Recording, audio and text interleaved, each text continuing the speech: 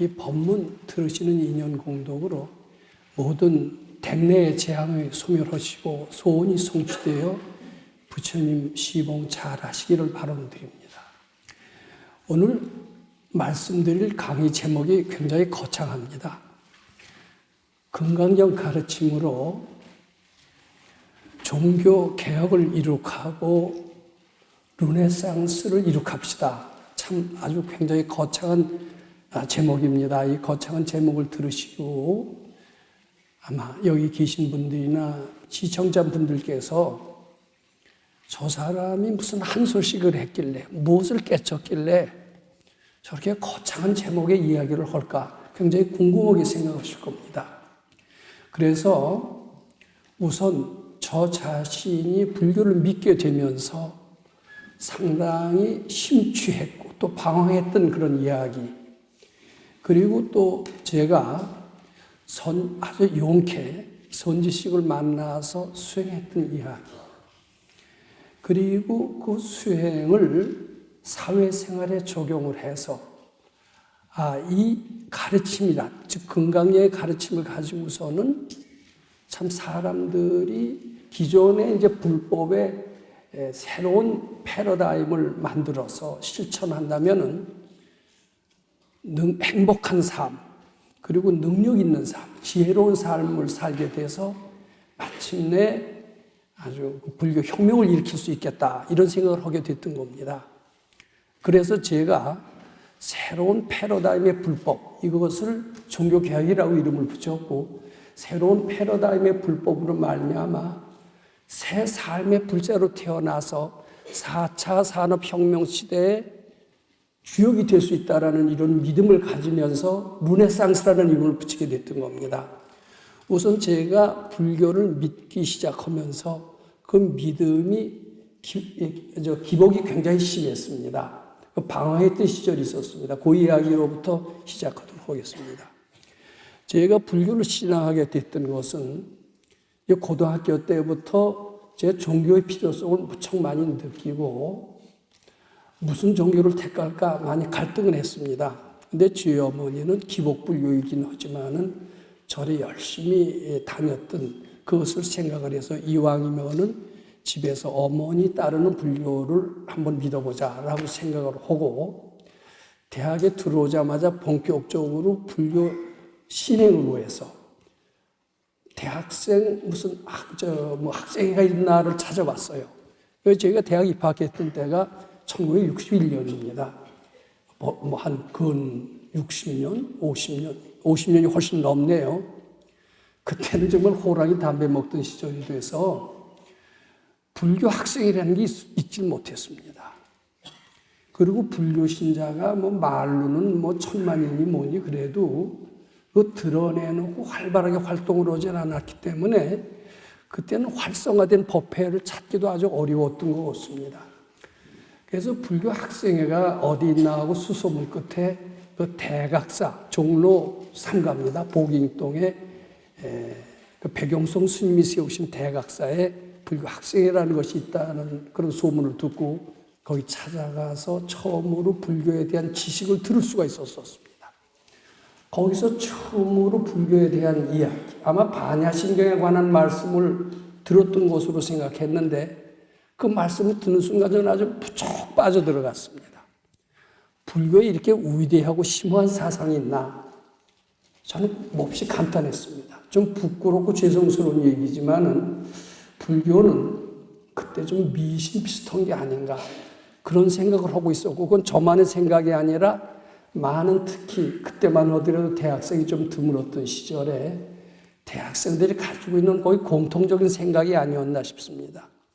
그런데 그때 법문을 처음으로 듣고 보니까 아주 경천동지라고 할 만큼 눈에 불교가 이렇게 위대하구나, 그런 것을 느꼈습니다. 자, 이게 말만 들었는데 그럼 불교 서적이 어디 있나, 해설서가 어디 있나, 이렇게 저는 궁금하게 생각을 하고, 변변한 책방이 없어서 인사동에 있는 큰 책방을 돌아다니다가 지금 벌써 고인이 되셨지만 신소촌 스님이 쓰신 금강경 해설서를 우연히 발견하게 됐습니다. 저 금강경 해설서를 계속해서 읽어 내려가면서 특히 응무소주 이생기심이라는 그런 구절에서 저는 또 한번 크게 아주 머리를 얻어맞은 것 같은 아주 깜짝 놀라는 저 나름대로 깨침을 얻었고 깊은 환심 속에 빠져들어갔습니다. 그때 아마 지금 생각해보면 건강형을 확실히 알아서 그런 환심이나 어떤 깨침의 느낌을 받았던 것 같지는 않습니다. 아마 전생의 인연이라고 해야 될까 저는 그렇게 생각을 합니다. 불교가 이렇게 위대하구나. 부처님의 가르침이 이렇게 심오하구나. 내가 생각했던 것과 어떻게 이렇게 다를까? 왜 이렇게 위대한 불교를 사람들에게 모를까? 저는 그 책을 읽고 또 읽으면서 주위 사람들한테 알리고 싶은 욕망이 너무나 많았습니다. 그래서 똑똑하다고 하는 제 주위의 대학생들한테 읽어보게 했어요. 근데 그 학생들은 아무리 읽어도 난 재미도 없고 아무 감흥도 없다 그래요. 저는 그 이해를 할 수가 없었습니다. 이렇게 심오고 좋은 것을 왜 너는 모를까? 지금 알고 보면 세상에 인연법이라는 것을 너무 몰랐던 것 같습니다. 이렇게 누구나 다 좋아하고 놀랄 만한 가르침이 있다는 것을 나는 아는데 너는 나보다 머리가 더 좋은데 넌 왜 모르냐? 그거 이해할 수가 없었습니다. 그건 그렇고 하여튼 나는 이 길로 나간다 이렇게 생각을 하면서 닥치는 대로 불교 서적을 많이 찾아다녔습니다. 1962년으로 제 기억을 합니다. 대학 2학년 되던 해 지금 서울에 봉선사 조실루리시던 운여 스님께서 능엄경 해설을 써놓은 것을 우연히 구입하게 됐습니다. 그때 어려운 시절이었기 때문에 그 책 사는데도 저한테는 지옥치 않은 경제적 부담이 됐던 것 같습니다. 저 능엄경을 읽으면서 참 경천동지의 놀라움을 또 하나 발견했습니다. 지금도 생각이 납니다. 재행은 무상하지만 눈에 보이는 것은 다 무상하지만 우리 몸속에 영원한 것이 있다라는 겁니다.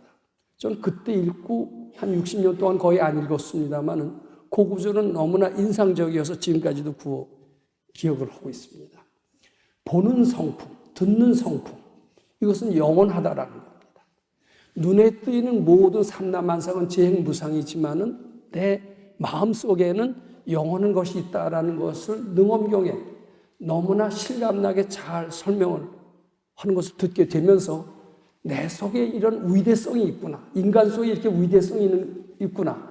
인간 속에 이렇게 위대성이 있다는 것을 일러주시는 부처님 너무나 훌륭하시다. 이런 생각을 하게 됐던 것 같습니다. 그 다음에 대학 3학년 때인 1963년입니다.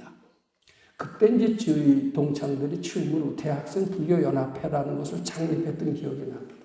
그때 처음으로 한글로 된 우리말 8만 대장경이 나왔습니다. 지금도 그 책이 그대로 출간되고 있습니다.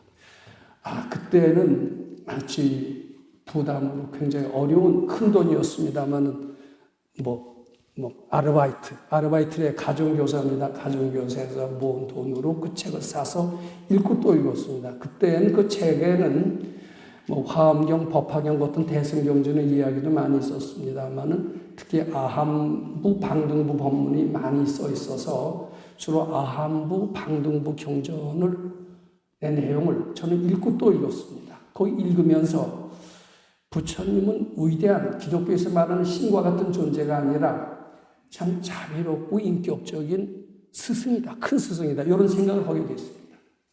그리고 인과 응보라는 게 이렇게 엄정하게 진행되는 것인가. 참 불교는 과학적이고 합니다. 이런 생각을 또 하게 됐던 것 같습니다. 저는 불경에 몹시 심취하게 됨에 따라서 한자로 있는 능력이 조금 생겼습니다. 그때는 법화경이라는 것이 완전히 번역되기 전이었습니다. 저는 한문이라도 법화경 책을 몹시 읽고 싶었습니다. 근데 어디서나 한글로 번역된 법화경 그런 것을 발견할 수가 없었습니다. 용케 그때는 자유중국이었습니다. 지금 대만으로 쫓겨갔지만 자유중국 대사관 문화원에서 한자로 된 법화경을 파는 것을 봤습니다. 우연히 수소문에서 그 한자로 된 법화경을 해서 제 얄팍한 한문 지식으로 불교에 대한 열의만 갖고 법화경을 읽어 나갔습니다. 그 열의가 있으니까 모르던 한자는 모르고 아는 한자만 추려서 읽자. 그러면서 법화경을 읽어나갔습니다. 지금도 인상적인 구절이 이제 그 기독교의 탕자의 비유와 비슷한데 우리는 본래 부처님의 위대한 상속자이지만 언제가 해까닥했어요. 무명의 업장에 이끌려서 아상이라는 놈에 이끌려서 탕자의 삶을 받았다는 겁니다. 저는 그 법화경 비유품에 나온 그 이야기가 너무나 인상적이었습니다. 우리는 이렇게 부처님과 같은 전지전능한 존재였는데 아상, 무명의 업장에 이끌려서 나 자신의 위대성을 잃어버리고 사고 팔고의 고생을 하게 됐구나. 우리 또 인간 내면의 무한한 위대성을 저는 법화경 비유품에서 느끼고 이런 위대성을 일깨워준 부처님의 가르침 정말 훌륭하다고 생각을 했습니다. 그때 저희는 족에서 뒤에 허름한 강당이 있습니다. 한 70평 되는 지금으로 치면 아주 학고방 같은 강당입니다. 1층, 단층짜리 강당이었습니다. 그때 기라성 같은 큰 스님들이 와서 법문을 많이 했습니다. 종종을 지내셨던 소홍 스님, 그리고 직지사 조실로 계셨던 관흥 스님, 청담 스님 같은 분도 어렵지 않게 배울 수 있었습니다. 저는 종종급 스님들을 많이 배웠고 법문도 들었던 것 같습니다. 특히 천재 스님이라고 알려진 유불선 3계의 혼이 달동했다는 타너 스님의 법문은 너무나도 많이 들었습니다. 특히 타너 스님을 비롯한 그때 대학자들은 대개 일본에서 공부했던 분들이 많이 있었는데 그분들은 주로 이런 이야기들을 많이 했습니다. 불교의 가르침이 참 위대하다. 그렇지만 동양에는 불교만 있는 게 아니라 유불선, 삼교가 다 있다. 그런데 대개 유교나 도교, 요것은 불교와 거의 맥을 같이 한다. 불교에서도 다 착한 일이라고 강조하고 자비를 강조하듯이 유교나 도교에서도 마찬가지다. 그렇게 얘기를 하십니다. 저는 주역을 강의 들은 적이 있었습니다. 유불선 3교가 다 비슷하다라고는 가르침을 주신 대석학이신 이종익 박사를 통해서 그때 제가 주역을 공부한 적이 있습니다. 저도 주역의 그 구절을 지금도 아주 생생하게 기억을 합니다. 그 구절 중에 하나가 뭐냐면 역이라는 것은 무엇이냐? 무사야 무의야 적연부동이다가 감히 수통천하지고다. 이런 구절을 저는 기억을 하고 있습니다. 뭐냐면 아무 생각도 하지 마라. 아무 분별도 내지 마라. 아무 인위적인 것도 하지 마라. 그렇게 되면 깨친다. 깨치면서 천하의 연고를 다 알게 된다. 이런 내용이 얘기가 주역에 써 있습니다. 그 주역에 그걸 계사라고 하는데 계사는 공자님이 쓰셨다라고 그렇게 알고 있습니다. 저는 그 구절을 읽으면서 이 공자님의 가르침이나 부처님의 가르침이나 뭐가 틀리냐. 우리 궁리하지 마라. 분별내지 마라. 불림문자 해라. 이 내용이 그대로 주역에 있는 것을 저는 발견했습니다. 저는 그때 노자의 도덕경도 공부한 적이 있었습니다. 물론 가르쳐 주셔서 배웠습니다. 훌륭한 선생님께 배웠습니다. 그 노자의 도덕경 중에 이런 구절을 기억합니다. 학문이라는 것은 무엇이냐? 하나하나 쌓아간다는 겁니다. 플러스 시키는 것이 학문이고 도라는 것은 무엇이냐? 하나하나 비워가는 게 도라는 거예요. 손지우서 비우고 또 비우면 더 비울 데가 없이 다 비워집니다. 다 비워지면 무불이 하려고 하지 않아도 다 이루어진다. 이런 구절입니다.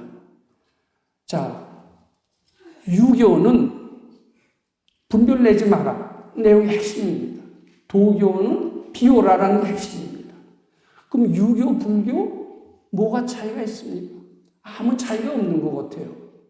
저 그러면서 차이가 없다는 것은 이 모든 성인은 깨달음은 같은데 주의 환경에 따라서 다른 말씀을 하시는구나.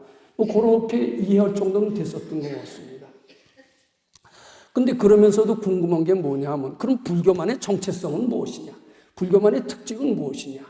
유교나 불교나 이게 다 그럴듯 비슷하다라면 불교만의 특징이 무엇이냐? 그저 착한 일만 하고 그리고 비우기만 하면은 다 불교냐?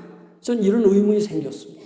근데 그런 의문에 대해서 큰 스님조차도 그거 다르지 않다. 성인들의 깨침은 동일하다. 환경에 따라서 다르게 말했을 뿐이다. 이렇게 얘기를 하세요. 그럴듯하게 들리지만은 나는 불교 신자라고 한다라면은 어떤 불교만의 정체성, 특징이 있고 거기에 올인 할 수 있어야 불교 신자가 아닐까 저는 이렇게 생각을 하게 됐습니다. 그리고 이제 또 몇 가지 의문이 뒤따랐습니다. 뭐냐 하면은 우리 깨친다는 소리를 잘 합니다. 자, 깨친이, 저희는 깨친이. 깨친이라는 게 도인이란 뜻이죠. 깨친이라는 이 정의도 새로 해야 되겠습니다만 깨친이라고 합니다. 깨쳐서 견성성불을 했다는 거죠.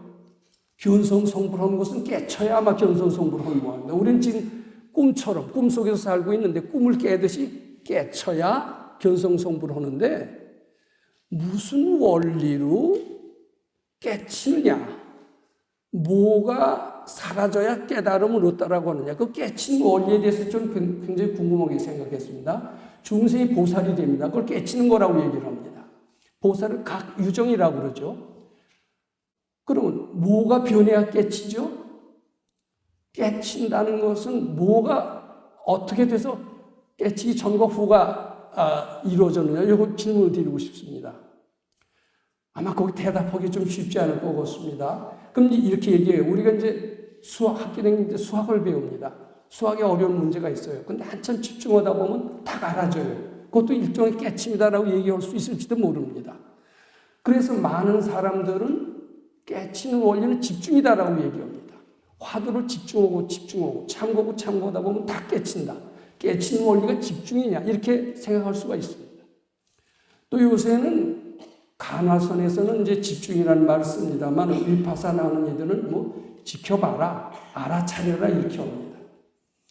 지켜봐라. 우리 수식관 합니다. 숨을 들이쉬고 내쉬고 이걸 한참 지켜보면 뭐 깨쳐지는가? 그럼 깨쳐지는 원리는 지켜보는 것인가? 전 무슨 원리로 깨쳐지는지 이것을 정확히 잘 이해할 수가 없었습니다. 그리고 또 이제 궁금합니다. 재앙이 우리 재앙이라는 게 얼마나 많습니까? 빈곤에서 밥도 못 먹는 어려운 시절이 있습니다. 파산, 이게 큰 재앙 아닙니까? 화재, 큰 재앙 아닙니까? 이별, 큰 재앙입니다. 무엇 때문에 재앙이 일어나느냐? 재앙이 일어나는 원리. 이것을 설명해 주신 분이 있을까? 그 재앙이 일어나는 원리를 안다면 해결하는 방법도 얘기해 주실 수 있겠죠. 저는 부처님이시라면 그 당연히 명쾌하게 설명을 하시고 그 재앙에서 벗어나는 방법까지도 제시하실 수 있어야 될 것으로 생각을 했습니다.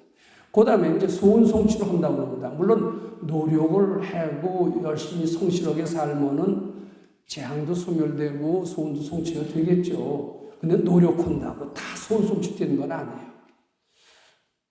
그리고 깨치는 원리와 세상에서 성공하는 원리를 같습니까? 다릅니까? 물어본다면 당연히 다르다라고 얘기하실 겁니다. 세상에서 잘 사는 원리와 수도에서 깨치는 원리가 어떻게 해서 같으냐? 당연히 다르다. 이렇게 얘기하실 것 같아요. 근데 저는 다를 것 같지가 않습니다. 같다라고 그때 생각을 했어요. 그때도 저는 이런 얘기를 들은 적이 있습니다. 백전영웅이 지 불법이다. 여기 흑판이 있어서 쓰질 못하는데요.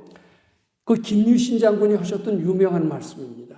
세상 일을 다 성공해 본 사람이야말로 불법을 안다는 얘기입니다. 그럼 그 말씀을 잘 음미해 보세요. 그럼 세상 일에 성공하는 원리와 불법을 아는 원리가 같다는 뜻이 그 안에 담겨 있습니까? 안 담겨 있습니까? 담겨 있는 것 같은데 그런 질문을 하면 깨닫는 원리와 세상을 잘 사는 원리는 다르다라고 당연히 그때 얘기하는 것이 그때 풍토가 아니었나 싶습니다. 저는 이런 의문을 많이 가지고 방황을 합니다. 이 밝은 스승이라면 서가열의 같은 스승이 이 세상에 나타났다면 거기에 대해서 대답을 해 주실 수 있을 텐데 제가 이제 밝은 스승을 이렇게 많이 찾으려고 하다가 제가 마침 아는 도반 하나가 소개를 해 주세요. 훌륭한 스승이다. 그분은 얼마 전에 동국대학교 총장을 하시고 그러셨는데 이제는 거기서 은퇴를 하셔서 경기도 부천시 소사동이라고 하는데 법당을 짓고 거기서 후학들, 2년 있는 후학들을 갖고 지도하시는데 대단한 분이다. 숙명통이라는 말을 들어봤느냐? 전생을 아는 지혜를 숙명통이라고 한다. 그는 아마 한국 최초로 숙명통을 얻으신 대도인이다. 숙명통만 얻은 게 아니라 다른 사람의 마음을 훤히 꿰뚫어 본 도인이다. 근데 그분은 절대로 사람 끌려고 하지 않아. 성의껏 찾아가야 겨우 만나준다. 근데 한번 만나봐라. 이렇게 이제 번호는 도반이 있습니다. 그러다가 이제 그 친하게 지냈는데 어느덧 사라졌어요. 사라졌는데 어떻게 연락이 됐는데 자기는 거기 다니는데 아주 다니다가 못해서 아주 추가해서 그 문제에서 공부한대요. 그래서 공부가 잘 되냐고 그랬더니 공부가 대단히 잘 된대요. 어떻게 잘 되냐고 그랬더니 나는 이제 다른 사람이 전생을 볼 정도가 됐대네요. 야, 그러니까 무척 호기심이 생겨요. 정말 그게 사실인지 아닌지, 전생이 있는지 없는지도 의심이 안 가는데 전생을 볼 정도로 닦았다니까 호기심이 통할 수밖에 없었죠.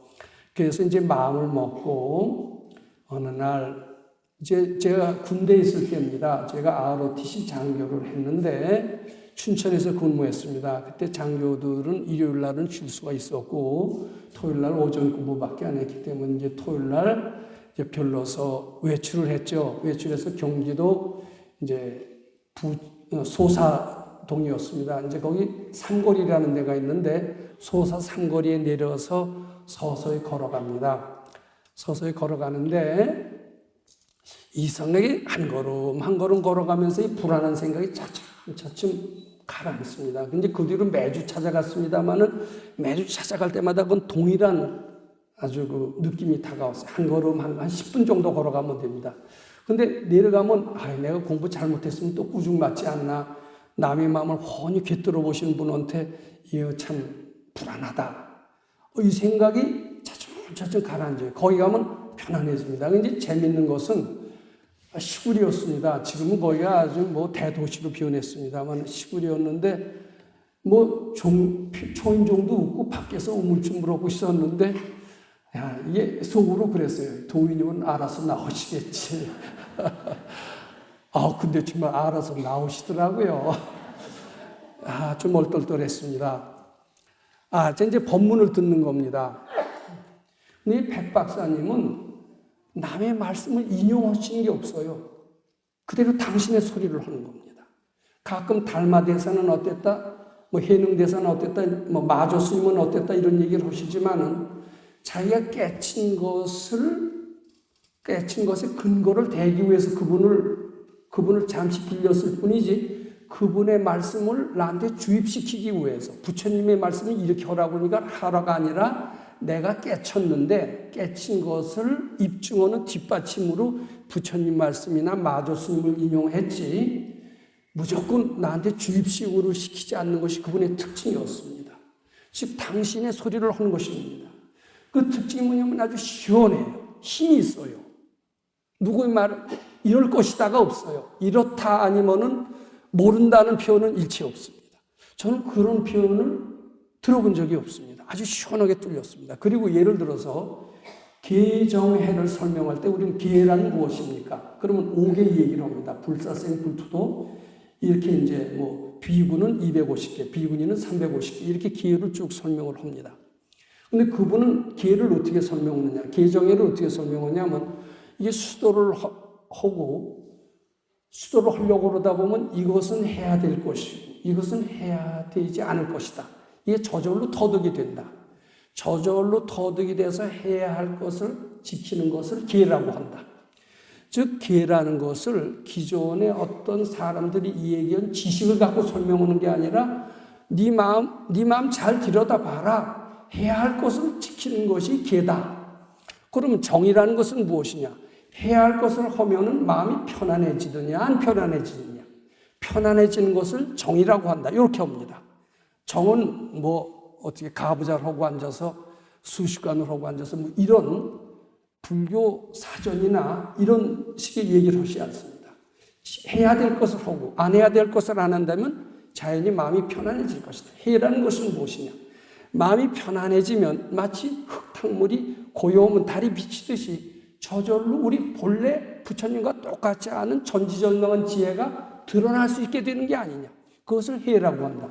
그러니까 똑같이 기정회를 설명하더라도 소위 지식적으로 어떤 것을 인용해서 얘기하시진 않아요. 당연히 인간 내면에 당연히 사리를 가지고 굉장히 어떻게 보면 실감나게 얘기하시기 때문에 저는 그때 도인의 법문은 이런 것이 아닌가 이런 생각을 하게 됐습니다. 이제 이렇게 질문을 했습니다. 불교의 정체성이라는 것은 무엇입니까? 제가 늘 궁금하게 생각했던 겁니다. 유교도 불교고 노자 장자도 불교고 지금 라마나 마하리시도 불교고 뭐가 틀립니까? 그때 명확한 얘기를 했습니다. 부처님에 대한 절대 공경심이 있는 그런 마음으로 하면은 불법이고 부처님 공경심이 아니면 불법이 아니다. 이렇게 얘기를 하십니다. 예를 들면 참선은 불교 신자만 하는 게 아닙니다. 천주교 신자도 참선합니다. 누구나 다 합니다. 그렇지만 참선을 부처님 기쁘게 해드리는 참선을 해야 진짜 참선이다. 이렇게 얘기를 하십니다. 이게 부처님 시봉하는 불법이 아니라는 것은 이기적인 불법이라는 겁니다. 나의 목적, 나의 이기심을 달성하는 그런 것이 돼서 아무리 참선을 열심히 한다고 해서 화두를 들고 앉아서 소위 깨쳤네 하더라도 이기심인 불법이라면, 이기심인 수도라면 그건 불법이 아니에요. 부처님 시봉은 불법이래 불법이라는 겁니다. 저는 거기에 불교의 정체성은 이런 것이로구나 하는 것을 확실히 알게 되면서 저의 가지고 있었던 의문의 절반이 풀렸습니다. 또 제가 질문을 했습니다. 깨치는 원리, 그리고 세상에서 행복의 원리, 재앙의 원리는 무엇입니까? 그랬더니 거기도 명쾌하게 대답하세요. 그것의 깨치는 원리는 아상의 소멸로 참나가 드러나는 것을 깨침이라고 한다. 그럼 재앙의 원리는 무엇이냐? 아상이 발동을 하는 것을 재앙이라고 한다. 세상의 성공은 무엇이냐? 아상이 녹은 것을 성공이라고 한다. 아상이 없어진 것을 깨침이라고 한다. 이렇게 모든 것을 아상에서 그 근원을 찾을 수 있는 것을 명확히 해주셨습니다. 아상의 다른 표현은 무엇이냐? 탐진치를 아상이라고 한다. 탐진치를 한 말 뒤로 해서 아상이라고 한다. 이 아상이 커지면 재앙이 생기는 것이다. 그런데 아상이 소멸되는 단계는 여러 가지가 있다. 아상을 쉰다고 한다. 아상이 쉰다고 할 때 마음의 평화가 행복이 온다. 아상이 녹았다고 할 때 아상이 이렇게 하면서 그 다음에 그러면 이렇게 공부를 해라. 어떻게 공부를 하느냐? 나의 가르침은 금강경 속에 다 있다. 내 금강경을 공부해서 많은 지혜를 얻었고 전생을 하는 지혜를 얻었고 그리고 견성이 무엇인가를 알았고 도통이 무엇인가를 알게 됐다. 이렇게 하면서 금강경의 부처님 가르침을 믿고 그리고 잘 해석을 하고 그 실천을 해라. 그 실천의 방법은 금강경에 있다. 금강경 제3분에 있다. 금강경 3분에 뭐라고 그랬느냐? 그것을 쉬운 말로 올라오는 모든 생각들, 자기 판단들 이런 것들이 옳지 않은 줄 알고 부처님께 바쳐라. 이렇게 얘기를 했다. 그 다음에 금강경 4분에 또 이런 말씀을 하셨다. 보살은 어법에 무소주하여 행하보시니 하는 게 금강경 4분의 이야기입니다. 금강경 4분에 그것을 내가 이렇게 얘기를 한다. 무슨 일을 하되 수도를 하든 세상에서 직업을 가지고 돈벌이를 하든 모든 일을 하되 이기심으로 하지 마라. 이기적인 목적으로 하지 마라. 부처님 기쁘게 해드리는 그런 마음으로 해라. 학교를 갈 때 인류 학교를 가서 취직 잘 돼서 잘 먹고 잘 살겠다 이런 마음으로 학교를 가지 말고 부처님 기쁘게 해드리는 마음으로 가라. 여기 금강경 4분의 내용이다. 이렇게 얘기를 하십니다. 내가 말하는 무슨 생각이든지 부처님께 바쳐라는 그 부처님, 이기적인 목적으로 살지 말고 부처님 기쁘게 해드리는 그 부처님은 금강경 5분에 뭐라고 그러냐면 아무 형상이 없는 부처님이다. 마음 밖의 부처님이 아니다. 내 마음속의 부처님이다. 그것을 알아라. 그런 식으로 실행하다 보면은 드디어 모든 아상의 틀에서 벗어나서 밝음의 세계, 자유의 세계로 가리라. 이것이 그분의 가르침의 핵심이었습니다. 저는 매주 찾아갔습니다. 매주 찾아갈 때마다 군대에서 받은 스트레스를 확 녹였습니다. 거기서 하루 저녁 잤어요. 주말에 하루 저녁 자고 금강경 읽었습니다. 아침 저녁으로 금강경 읽어라. 낮에는 이러면서 올라오는 모든 생각을 부처님께 바쳐라. 근데 군대 생활이 몹시 힘들었기 때문에 아주 짜증나고 스트레스가 많았습니다. 저 하루하루 제대 날짜를 꼽았습니다. 그런데 거기서 토요일 날 하루 자고 월요일 날 가면요, 아주 월요일 날 발걸음이 아주 가볍습니다. 월요일 날 출근이 지겹지가 않았어요. 야, 금강경 공부하는 게 이게 생활에 도움이 되는구나, 이것을 느꼈습니다. 저는 드디어 제대하고 나서 취직할 생각을 포기하고 이런 밝은 스승 밑에 가서 공부해야 되겠다, 이렇게 마음을 먹었습니다. 4년을 제가 공부했습니다. 근데 그 수도장은 지저분한 젖소 목장입니다. 목장은 생전 농사일은 해보지도 않은 사람이 이제 목장 일을 합니다. 어렵고 지저분하고 힘들고 뭐 안 되고 이런 게 한두 가지가 아닙니다. 근데 어려울 때 그 생각이 착각인 줄 알고 부처님께 바치대요. 자꾸 바치다 보면 어려운 게 없어져요. 그 다음에 굉장히 이러기가 싫거든요. 중노동입니다, 하루에. 아침, 저녁으로 금강경 읽으면서 나는 계속 이럽니다. 싫은 마음의 착각인 줄 알고 바치래요. 싫은 마음이 허상이라는 거예요. 너는 정말 싫고 짜증나고 지겹다 이러지만 그걸 착각인 줄 알고 바치래요. 바친다고 없어집니까? 바치니까 없어지던데요. 그 다음에 하루 2끼 먹었습니다. 오후 불식했습니다. 게다가 중노동합니다. 오후에는 쪼르륵 소리가 나요. 어디 가서 몰래 가서 빵을 사 먹고 싶은 생각이 굴뚝 껐습니다. 그러면 배고픕니다, 이렇게 얘기하면 배고픈 생각도 착각인 줄 알고 바치래요. 저는 배고프면 빵을 먹어야 배고픔이 없어지지 바쳐서 없어진다는 생각을 할 수가 없었습니다. 그래도 바치려니까 바쳤습니다. 저는 2끼 먹고 지금까지 잘 견딥니다. 외려 더 건강해지는 것을 느낍니다. 그 다음에 잠도 적게 잡니다. 적게 자면, 이 부족한 잠은 낮에 졸죠. 잠으로 해야 꼭 보충이 되는 줄 알았어요. 그랬더니 잠자고 싶은 생각도 착각인 줄 알고 바치래요. 바쳤더니 잠이 점점 줄어들더라고요. 나중에 3시간 자도 괜찮게 됐습니다. 자, 신기합니까? 안 신기합니까? 자, 그것보다도 더 신경이 있었습니다. 저는 지금 고민이 뭐냐면 대학 졸업하고 군대 갔다 와서 저희 집이 어려워서 제가 취직을 해서 집안을 봉양해야 됩니다. 봉양해야 되는데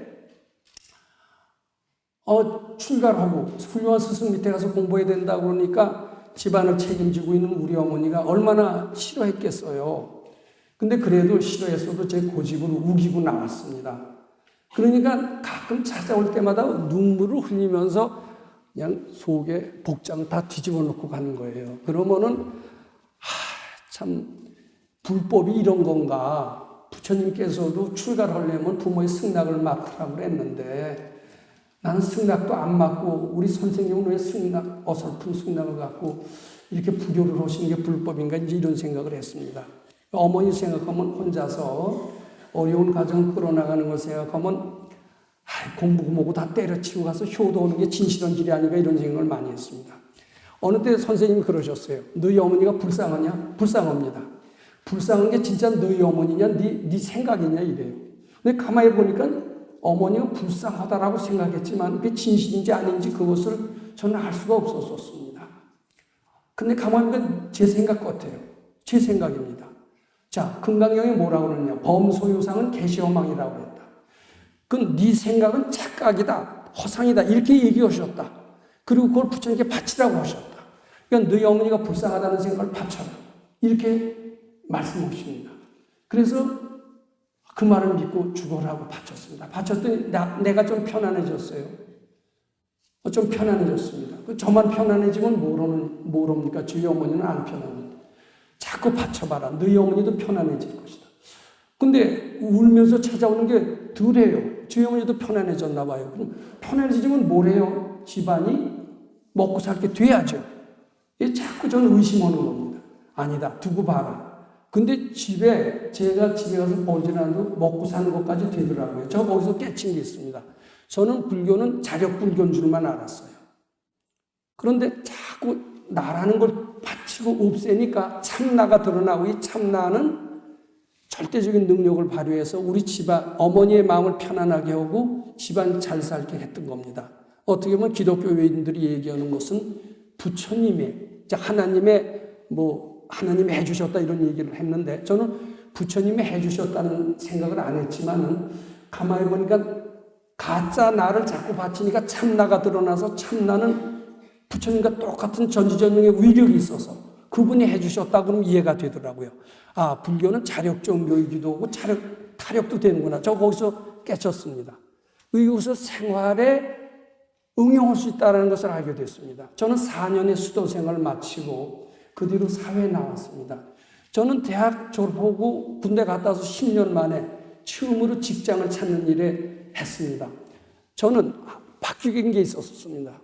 그전에는 공부라는 것은 지겹게 싫어졌는데 싫다는 생각도 착각인 줄 알고 바치면서 공부를 좋아하게 됐고 이 공부를 좋아하게 된 것이 좋은 성적을 얻게 됐고 저는 드디어 뒤늦게 출발했지만은 어렵다고는 대학 교수까지 됐어요. 대학 교수가 된 게 다가 아닙니다. 저는 모른다는 생각을 자꾸 바치면서 아는 지혜를 저는 얻어낼 수 있다는 믿음을 갖게 됐고 자연의 비밀이 하나하나 알아지면서 굉장히 좋은 논문을 썼다라고 스스로 생각을 합니다.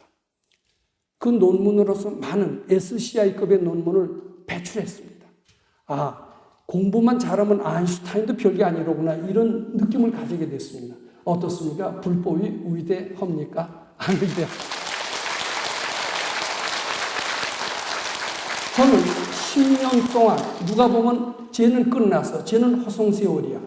불법이 밥 먹여주냐? 불법이 출세시켜주느냐? 깨달음 오르는 데는 도움되지만 세상 사는 데는 다 별 볼 일이 없는 것이다. 이렇게 생각하는 보통 사람들의 사고방식을 완전히 뒤엎는 일에 저는 성공했다고 지금 감히 말씀드립니다. 특히 부처님 향하고 부처님 공경하는 것은 불교의 정체성입니다. 왜 우리는 부처님을 절대 공경하지 않으면 안 되느냐? 지금 큰 스님들은 얘기를 합니다. 참선을 해라. 복을 지어라. 이런 얘기를 합니다. 근데 참선을 해라. 복을 짓는 것은 불법이 아닙니다. 부처님 기쁘게 해드리는 참선을 해야 됩니다. 부처님이 계셔야 됩니다.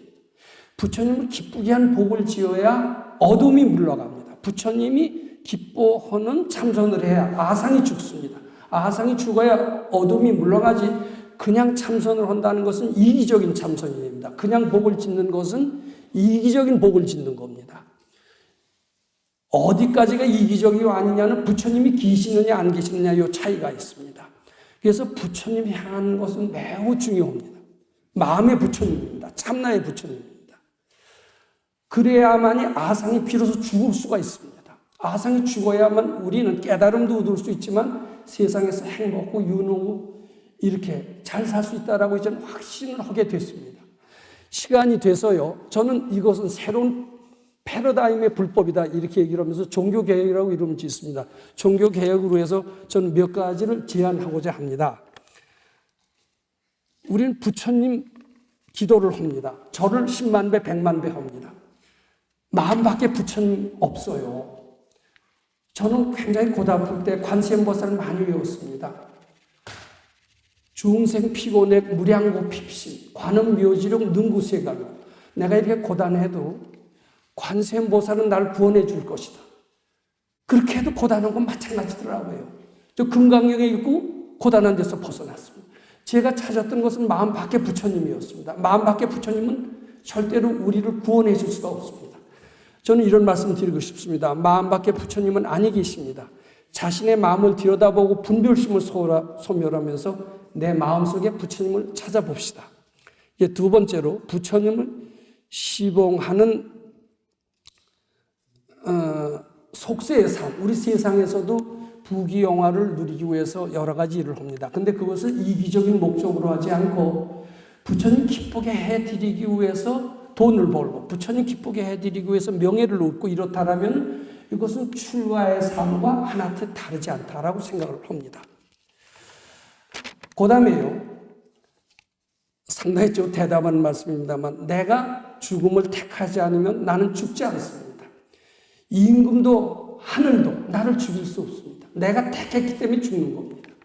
나는 부처님과 같이 영생을 사는 위대한 존재라는 겁니다. 죽음이라는 분별이 착각인 줄만 알고 부처님께 바쳐서 소멸할 수 있다면 나는 영원히 살 수 있습니다. 이렇게 저는 말씀드리고자 합니다. 자, 또 이것도 상당히 대담한 발상입니다만은 나는 시시각각으로 소원을 성취하는 위대한 존재라고 생각해 주시기 바랍니다. 우리는 부처님과 같이 전지전능한 능력이 있고 시시각각으로 소원을 이루고 있습니다. 재앙도 내가 불러서 다 된 겁니다. 그 다음에 5번째로 우리가 해결하지 못할 난제는 우리에게 닥치지 않습니다. 우리에게 닥친 난제는 다 해결할 수 있습니다. 이런 사고방식을 가진다면 기존의 불법의 틀에서 벗어날 수 있습니다. 새로운 패러다임의 불법이 될 수 있다라고 봅니다. 그 다음에 르네상스로 해서, 르네상스라는 건 뭐냐면 우리 인간의 무한한 신의 위력이 있습니다. 이걸 개발해내야 됩니다. 우리는 너무나 개발하지 못하고 살고 있습니다. 이 르네상스로 해서 저는 이런 5가지의 또 제안을 합니다. 아침에 눈 뜨자마자 부처님 시봉 잘하길 바로, 부처님 전에 복 많이 지으시기를 바로합시다. 나는 부처님 사람이다, 시봉은 사람이다라고 생각합시다. 아까도 말씀드렸지만 부처님 공경하는 마음이 돼야 불법입니다. 나는 부처님 전에 복 많이 지기를 바로는 자꾸 해서 나 자신이 부처님 시봉하는 사람이라고 믿게끔 해야 됩니다. 그럴 때 모든 어둠이 물러가고 아상이 소멸되고 재앙이 소멸이 되고 소원이 성취된다. 이렇게 말씀드립니다. 2번째, 수도를 하더라도 되게 큰 소리 치기 위해서 세상을 떠들썩하기 위해서 수도하는 분들도 없지 않다라고 봅니다. 이기적인 목적으로 하지 말고, 도통을 하려고 하더라도 이기적인 목적으로 하지 말고 부처님 기쁘게 해드리는 수도를 합시다. 그래야 수도가 잘 됩니다. 이기적인 목적으로 하면 수도를 성취할 수가 없습니다. 그 다음에 세상의 모든 사업을 하려고 하더라도 나 잘 먹고 잘 되기 위해서, 이름 내기 위해서 하지 맙시다. 부처님 기뻐하는 그런 마음으로 합시다. 그래야 세상의 사업도 잘 됩니다. 이렇게 말씀드립니다. 그 다음에 우리는 허기심이 있을 때 싫다는 소리도 잘하고 아니 된다는 사이도 잘하고 모른다는 생각이 들어도 그런 생각을 잘할 수 있습니다. 근데 그 생각이 다 금강경에 뭐라고 그랬어요? 착각인 줄 알고 부처님께 우리 바쳐봅시다. 바쳐보면은 싫다가 즐겁다로 변합니다. 그리고 아니 된다가 된다로 됩니다. 전 경험을 많이 했습니다. 또 모른다가 변해서 안다가 됩니다. 불교에서도 모른다는 생각을 자꾸 부처님께 바치면 어떤 위기에서도 부처님의 지혜가 나한테 임하신다라고 저는 그렇게 믿습니다. 4번째로 우리는 이런 판단을 잘합니다. 학자들은 그런 소리를 더 잘합니다. 이것은 만보불변의 진리다. 또는 보통 이것은 절체절명의 위기다. 이런 소리를 잘합니다. 그런 판단을 하지 맙시다. 만고불변의 진리라고 생각한다. 근데 그렇지 않을 수도 있다. 이게 허상이다라고 생각할 수 있어야 됩니다. 이것은 절체절명의 위기다라고 생각해서도 안 됩니다. 절체절명의 위기라고 생각했을 뿐이지만 이것은 허상이다. 이렇게 해야 됩니다. 그래야 거기서 벗어나서 큰 자유와 지혜를 얻는다. 이렇게 말씀드리고자 합니다. 마지막으로 우리가 사람을 대할 때 저 사람이 나한테 뭘 잘해줄까? 저 사람이 나한테 무슨 선물을 줄까? 이렇게 기대하면서 대할 수가 있습니다. 스님을 만날 때 스님이 나한테 나를 뭘 얼마나 도와줄까? 이렇게 하면서 스님을 찾아가는 수가 많습니다. 친구를, 누구를 만날 때 저 사람한테 뭐 얻을 게 있을까? 이렇게 찾아갑니다. 근데 우리 그래서는 안 됩니다. 그럴 필요도 없습니다. 우리는 부처님과 같은 전지전능한 능력을 지닌 존재이기 때문에 항상 줄 생각을 해야 됩니다. 그리고 대가를 바랄 필요가 없어요. 계산할 필요가 없어요. 무보수한 일을 연습을 합시다. 저는 무료급식 10몇 년 했습니다. 무료급식 하면서요, 마음이 바뀌고, 성품이 바뀌고, 팔자가 바뀌었습니다. 한번 해볼 만합니다. 주는 마음으로 대하고, 이렇게 하면은 정말 무량대복을 받는다. 무주상 보신 복덕이 무량하다. 이것을 얻게 됐습니다. 이것이 제가 하는 참 우리 인성 개발에서 무한한 축복을 받는 르네상스의 이야기가 되겠습니다. 자, 오늘 이렇게 해서 우리 금강경 가르침을 통한 종교 개혁을 이룩하고 르네상스를 이룩합시다. 미흡하지만 대개 이 정도로 말씀드립니다. 이 법문 잘 들으시는 인연공덕으로 모든 재앙 소멸하시고 소원 이룩하셔서 부처님 전에 복 많이 지으시기를 다시 바람드립니다. 감사합니다.